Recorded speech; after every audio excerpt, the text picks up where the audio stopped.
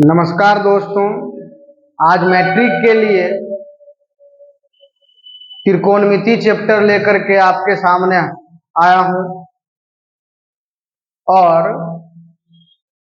प्रयास करूंगा कि नजदीक आ रहे बोर्ड एग्जाम में ये सहायक सिद्ध हो।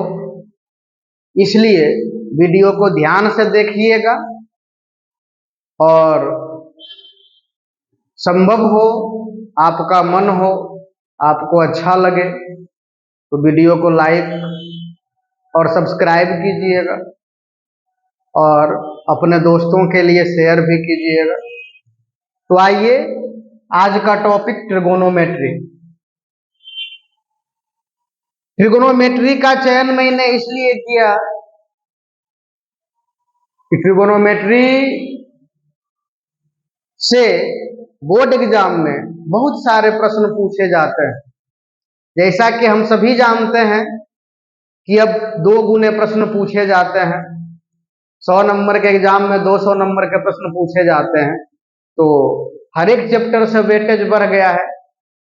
ट्रिगोनोमेट्री से पहले 20 मार्क्स के क्वेश्चंस पूछे जाते थे, लेकिन अब कम से कम 30 मार्क्स तो अवश्य, उससे ज्यादा पूछे जाते हैं, लेकिन मैं 30 मार्क्स ही लेकर के चलता हूं। तो आइए ध्यान से देखिएगा आज का टॉपिक ट्रिगोनोमेट्री। ट्रिगोनोमेट्री का मूलाधार समकोण त्रिभुज है।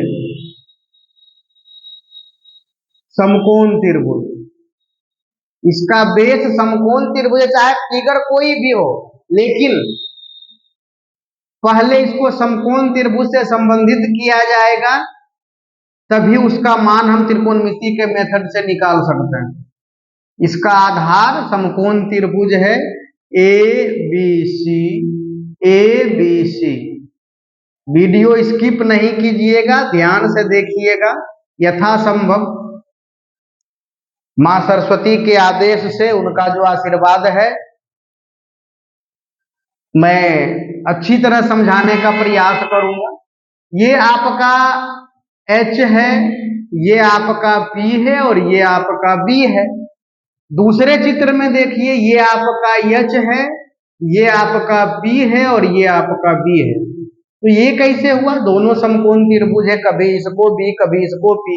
किसको B कहेंगे, किसको P कहेंगे, ये समझ में आना चाहिए। तो ध्यान दीजिए, सबसे पहली बात है कि समकोण त्रिभुज में एक परी लाइन और एक खड़ी लाइन एक दूसरे पे खड़ा होकर के 90 डिग्री का कोण बनाता है। तो परी लाइन में कभी किसी को परपेंडिकुलर लंब कहते हैं और कभी किसी को आधार कहते हैं।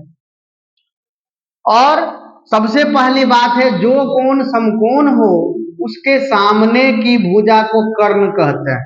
कर्ण फिक्स है, कर्ण कहते हैं उसके सामने की भुजा को। दूसरे शब्दों में समकोण त्रिभुज में सबसे बड़ी भुजा को कर्ण कहते हैं।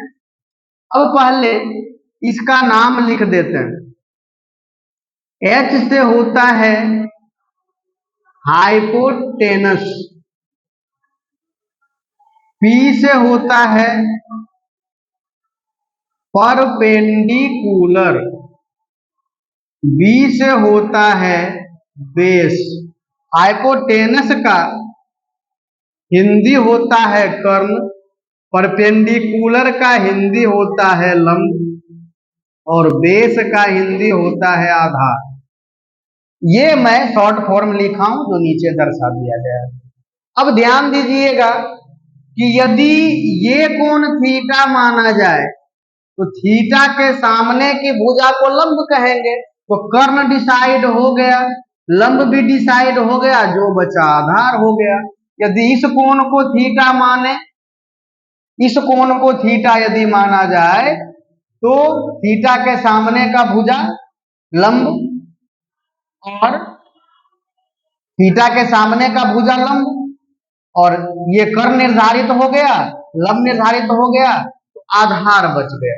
ध्यान दीजिएगा, ये कोण थीटा तो ये भुजा लंब, ये कोण थीटा तो ये भुजा लंब। सवाल ये उठता है कि अब थीटा माने किसको, कैसे जानेंगे कि ये कोण थीटा है या ये कोण थीटा है? तो अब ध्यान दीजिएगा, त्रिकोणमितीय निष्पत्ति है।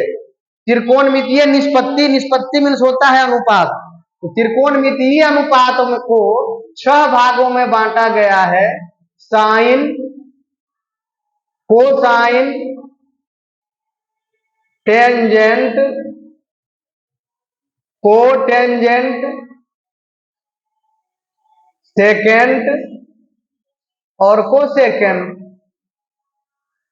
इसका शॉर्ट फॉर्म लिखा जाता है और साथ में कोणों की तुलना की जाती है। शॉर्ट फॉर्म लिखा जाता है, इसको हम लिख सकते हैं साइन ए, साइन बी, साइन सी, इसको लिख सकते हैं cos A, cos B, cos सी। कोण का जो नाम अगर पी क्यू आर रहेगा तो पी क्यू आर लिखेंगे, एम एन पी रहेगा तो एम एन पी लिखेंगे। टेन ए,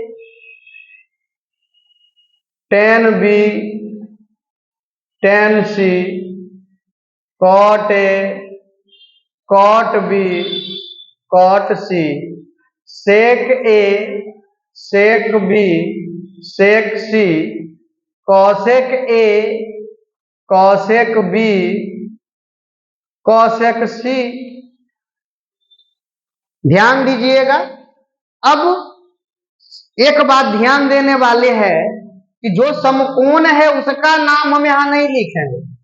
साइन के कोण के साथ या कॉस के साथ, टेन के साथ, कोटेंजेंट, कॉट के साथ, इसके साथ हम सेक हो या कोसेक हो, कोई भी निष्पत्ति हो, उसमें जो समकोण है वो नाम नहीं लिखेंगे। समकोण के जगह पर अगर ए लिख दिए तो साइन ए नहीं होगा, साइन बी और साइन सी होगा। समकोण के जगह पर अगर सी लिख दिए तो साइन ए और साइन बी होगा। समकोण के जगह पर जो रहेगा उसका नाम इसमें नहीं आएगा, ये ध्यान रखना है।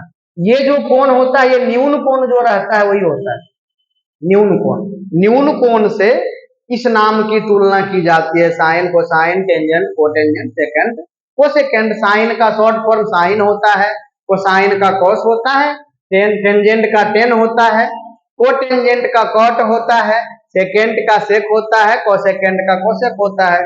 उसके साथ कोण की तुलना करके लिखते हैं। एक बात और याद रखना है कि साइन ए बराबर नहीं साइन गुना ए, ये दोनों गुना नहीं होता है, ये तुलना किया जाता है। इसके साथ कोण का तुलना किया जाता है, इसमें ये दोनों आपस में बराबर नहीं होते हैं। अब बात ये रहा कि इसमें अगर बटन सिस्टम होता तो इसको ऐसे समझिए कि बटन दबाते तो ये जो त्रिभुज था ये घूम जाता। तो आधार जब भी होता है, हम मान लीजिए पिलर देते हैं घर बनाने में, तो आधार उसका नीचे लेते हैं भूमि से, तो उसी प्रकार से आधार जब भी लिया जाता है तो नीचे लिया जाता है। तो यहाँ पे आधार इसको लिए हैं और यहाँ पे ये थीटा इसलिए हुआ कि आधार इसको लिए है, फिगर घूम गया। इस प्रकार से देखिए, ये फिगर जो है लंब आ गया नीचे, ये चला गया ऊपर। इसको अगर घुमा दिया जाए सीधा सीधे, पी को नीचे कर दिया जाए,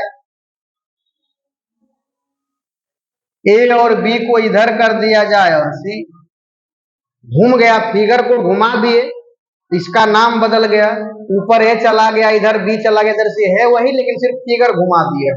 फिगर को घुमाए, घुमाने का सिस्टम यदि होता तो इसको घुमा देते